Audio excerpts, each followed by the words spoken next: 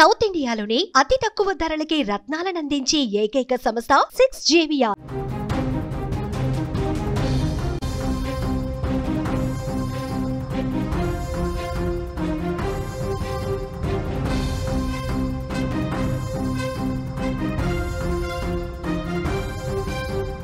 ఏడుపాయల ఆలయం జలదిగ్బంధమైంది. 21 రోజులుగా వరద నీటిలోనే గుడుంది. భక్తులకు ఆలయ దర్శనం ఇంకా అందటం లేదు. ఉత్సవ విగ్రహానికి ప్రత్యేక పూజలు చేస్తున్నారు. మంజీరా నది ఉగ్రరూపం ఒకవైపు దాలుస్తోంది. సింగూరు ప్రాజెక్టు నుంచి నీటిని విడుదల చేస్తున్నారు. అప్రమత్తంగా ఉండాలని అధికారులు ఇప్పటికే హెచ్చరిక జారీ చేశారు. మెదక్ జిల్లాలో ప్రసిద్ధ పుణ్యక్షేత్రం ఏడుపాయల వనదుర్గ అమ్మవారి ఆలయం ఇంకా వరద నీటిలోనే ఉంది.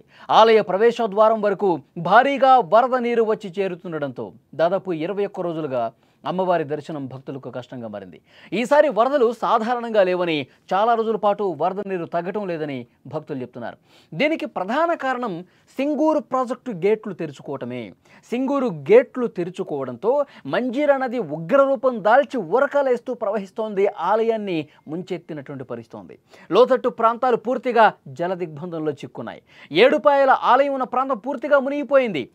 అధికారులు ఎవరిని కూడా గుడి లోపలికి అనుమతించడం లేదు.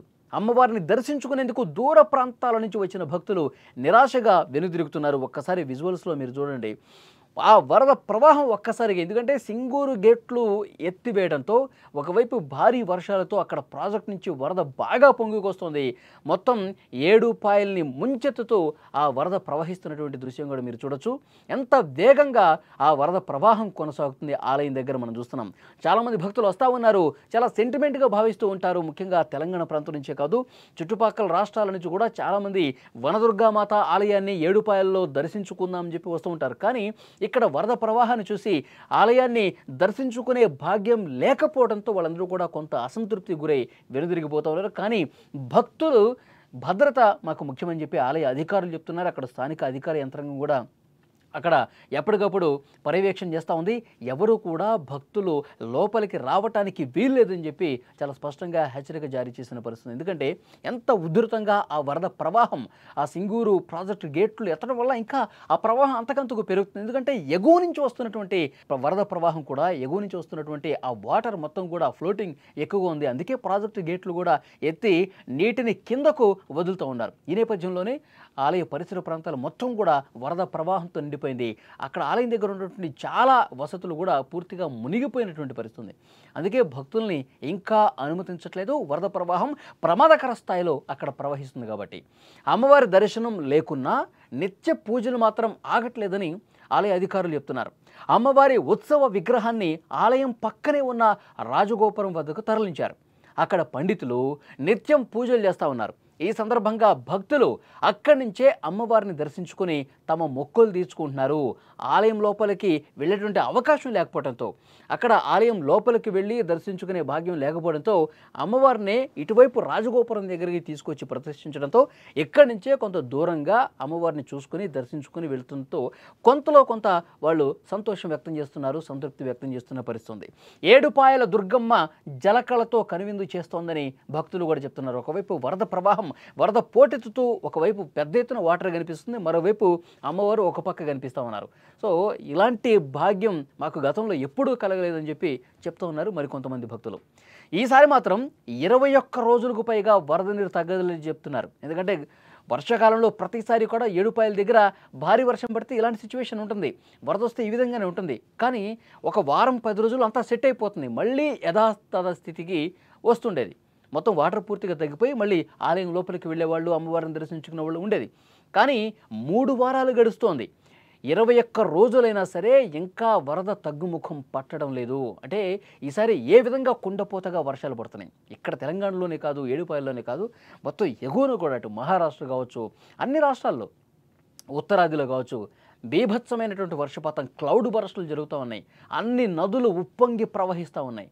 కాబట్టి ప్రాజెక్టులోకి భారీగా వరద నీరు వచ్చి చేరుతోంది. సింగూరు ప్రాజెక్టు గేట్లు కూడా ఎత్తడంతో ఆ వరద అనేది కిందకు ఇట్లా దొర్లుకుంటూ వరద ప్రవాహం ఉధృత స్థాయిలో కొనసాగుతున్న నేపథ్యంలో సమీపంగా ఉన్నటువంటి ఏడుపాయల ఆలయం నుంచి వరద పోటెత్తుతోంది. ఆలయం దాదాపు మునిగిపోయేంత పరిస్థితి వచ్చింది. విజువల్స్లో మీకు అర్థమవుతుంది చూస్తున్నాయి. సో డెఫినెట్గా భక్తులు మాత్రం ఇంకా వస్తానే ఉన్నారు, అమ్మవారిని దర్శించుకుంటూనే ఉన్నారు. ప్రధాన ఆలయంలోకి అనుమతి లేకపోవడంతో అమ్మవారిని రాజగోపురంలో ఉంచి ప్రత్యేక పూజలు చేస్తున్నటువంటి పరిస్థితి ఉంది. ఇంకా కొన్ని రోజుల పాటు ఇదే విధంగా పరిస్థితి ఉంటుంది అని చెప్పి చెప్తా ఉన్నారు. వరద నీటిలోనే ఇంకా ఇంకొన్ని రోజులు ఉండే అవకాశం ఉన్నట్టుగా సమాచారం ఉంది. మంజీరా నది ప్రవాహం రోజు రోజుకు పెరుగుతోంది. అక్కడ నది పరిసర ప్రాంతాల్లో ఉండే రైతులు, మత్స్యకారులు అప్రమత్తంగా ఉండాలని ఇప్పటికే అధికారులు హెచ్చరించారు. ఎవరూ కూడా వేటకు నదిలోకి వెళ్ళకూడదని సూచించారు. అధికారులు, పోలీసులు నదీ పరివాహక ప్రాంతాల్లో భద్రతా చర్యలు కూడా కట్టుదిట్టం చేశారు. మొత్తం మీద భక్తులు వరద నీరు తగ్గే వరకు వేచి ఉండక తప్పని పరిస్థితి ఏర్పడుతోంది. ఈ పరిస్థితి ఇంకా ఎన్ని రోజులు ఉంటుందో కూడా చెప్పలేని సిచ్యువేషన్ ఉంది. ఎందుకంటే వర్షాలు ఇంకొన్ని రోజులు పడే అవకాశం ఉంది. వరుస అల్పపీడనాలు ఏర్పడతా ఉన్నాయి. ఆ అల్పపీడన ప్రభావంతో వర్షాలు ఇంకొన్ని రోజులు ఉండే అవకాశం ఉందని వాతావరణ శాఖ ఒక పక్క చెప్తోంది. సో ఈ వర్షాలు ఎప్పుడు తగ్గుముఖం పడతాయి, ఎప్పుడు మళ్ళీ నార్మల్ పరిస్థితుల్లోకి వస్తుంది, మళ్ళీ అమ్మవారిని ప్రధాన ఆలయంలో ఎప్పుడు ప్రతిష్ఠిస్తారు, ఇదంతా కూడా భక్తుల్లో కొంత అయోమయ పరిస్థితి కనిపిస్తోంది.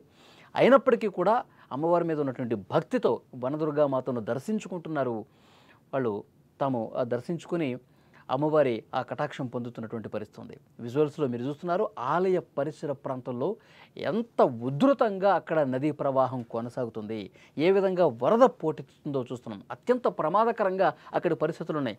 ఒక్కసారి ఆ లోపలికి ఏమన్నా మనం జారి పడితే మొత్తం ప్రవాహంలో కొట్టుకుపోయే పరిస్థితి ఉంది. అందుకే అధికారులు ఎక్కడికక్కడ భద్రతా చర్యలు తీసుకున్నారు. ఎవరు ఒక్కళ్ళు కూడా ఇటువైపు రాకుండా ఉండేందుకు చాలా పటిష్టమైనటువంటి భద్రతా ఏర్పాట్లు అధికారులు తీసుకున్న పరిస్థితి ఉంది.